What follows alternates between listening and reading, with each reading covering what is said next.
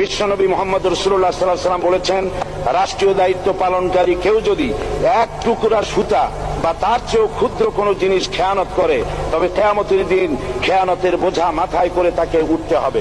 মাননীয় স্পিকার, আল্লাহ রসুল যে সরকার ব্যবস্থা প্রতিষ্ঠা করেছিলেন তা সত্যিকার অর্থে ছিল জনকল্যাণমূলক সরকার। নবী করিম সাল্লাল্লাহু আলাইহি ওয়াসাল্লাম সরকারি কর্মকর্তাদের বিরুদ্ধে কোনো অভিযোগ পেলে তখনই ব্যবস্থা গ্রহণ করতেন।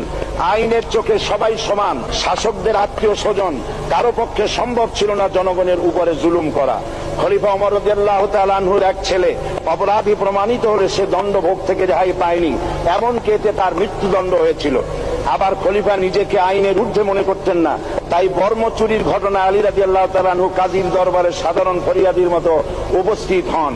নিজের ছেলে ও চাকরের সাক্ষী যথেষ্ট না হয় কাজী খলিফার বিপক্ষে রায় দেন।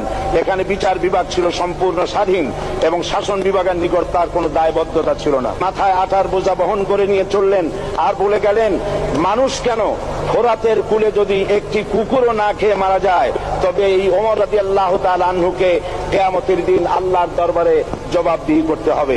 আর আজ সেই জাতির দায়িত্বশীল যা জনগণকে অভুক্ত রেখে তাদের মুখের গ্রাসে ভাগ বসায়। জনগণ তাদের নিকট উপস্থিত হলে মনে হয় যেন গোলাম প্রভুর দরবারে উপস্থিত হয়।